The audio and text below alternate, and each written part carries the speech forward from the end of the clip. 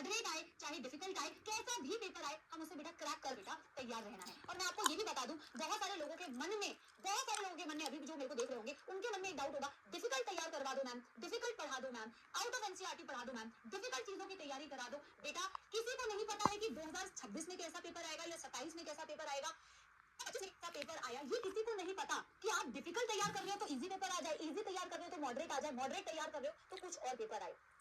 आपको difficult paper, difficult पढ़ाई नहीं करनी है बेटा, आपको ऐसी पढ़ाई करनी है, और सिर्फ नॉलेज वाइज नहीं बेटा, आपका टेम्परामेंट, आपका presence of mind, other than your subject knowledge, सब कुछ टेस्ट हुआ है बेटा, इस एग्जाम में सब कुछ आपका टेस्ट हुआ है।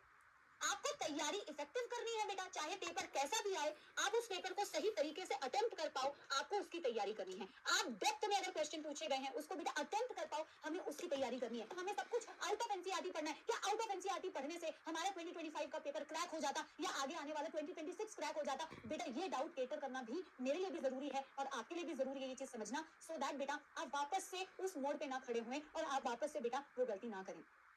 इस बार के पेपर में अगर आप बायोलॉजी सेक्शन को देखोगे, देखो हम लोग थ्रू आउट द सेशन जो मेडिकल के बच्चे तैयारी करते हैं ना, आप लोग बेटा ईमानदारी से बताना, हम बायोलॉजी को बहुत लाइटली ले ही है, हो जाएगी।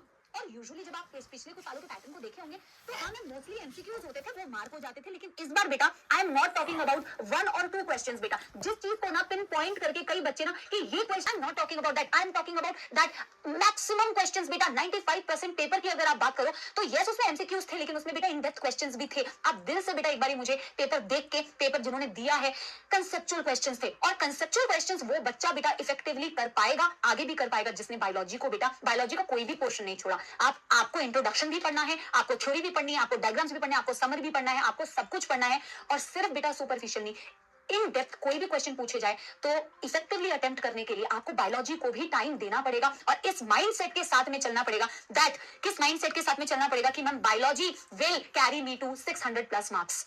और इस बार भी आप इस चीज को बेटा फील कर पाओगे। मैं जितने भी बच्चों से मिली जिन्होंने इस साल का पेपर दिया, बायोलॉजी में जिन भी बच्चों के 340+ मार्क्स आ रहे हैं, उनका ओवरऑल स्कोर काफी डिसेंट रह रहा है। तो 340+ मार्क्स तो बेटा आप तभी स्कोर कर पाओगे जब आप बायोलॉजी के लिए अपना माइंडसेट केवल ये नहीं रखोगे कि मैं वन शॉट से पढ़ लूंगा, मैं लास्ट में पढ़ लूंगा, मैं एक बार एनसीईआरटी पढ़ लूंगा, मैंने इतनी बार पढ़ी है। इस माइंडसेट से बेटा हमें नहीं चलना है, हमें इस माइंडसेट से चलना है कि हमें बायोलॉजी से रैंक इंप्रूव होगी। अगर आपका कोई सब्जेक्ट वीक भी है ना बेटा, तो बायोलॉजी आपको हेल्प करेगी। अगर बायो में आपके 340+ मार्क्स आ रहे हैं तो आपको ओवरऑल स्कोर बैलेंस हो जाएगा। लेकिन अगर आपके बायोलॉजी में भी नंबर कम आ रहे हैं तो ओवरऑल स्कोर बेटा इंप्रूव नहीं होगा। तो आपको माइंडसेट बना के आना है कि बायोलॉजी में मैंने कैसा भी पेपर आए, बायोलॉजी का पेपर मुझे बहुत बेहतरीन तरीके से अटेम्प्ट करना है। और मैं कैसे बेटा उसको बहुत बेहतरीन तरीके से अटेम्प्ट कर पाऊंगा? क्या मुझे एनसीईआरटी के बाहर का ही पढ़ना है? क्या एनसीईआरटी के बाहर पढ़ना इस बार के पेपर से हमें पता चल रहा है?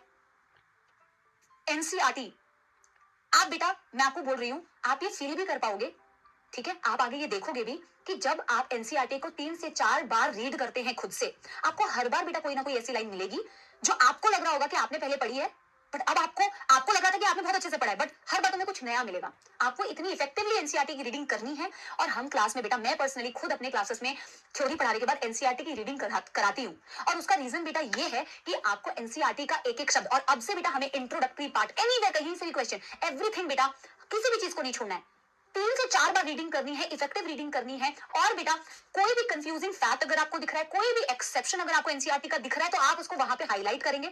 जितने भी डायग्राम्स, क्योंकि डायग्राम बेस्ड क्वेश्चंस भी आए हैं, जितने भी डायग्राम्स बेटा आपको पढ़ने हैं बायोलॉजी के केस में खास करके, उनको क्वेश्चंस में कन्वर्ट कर दो। अगर कोई लेबल किया हुआ है तो आपको पूछना है ये यहाँ पे क्यों दिया हुआ है, इसका मतलब यहाँ पे क्या है, कर दो। एनसीईआरटी को ही बेटा इफेक्टिवली कंसेप्चुअली इन डेप्थ पढ़ना है हमें, आपको तैयारी रेलेवेंट करनी है।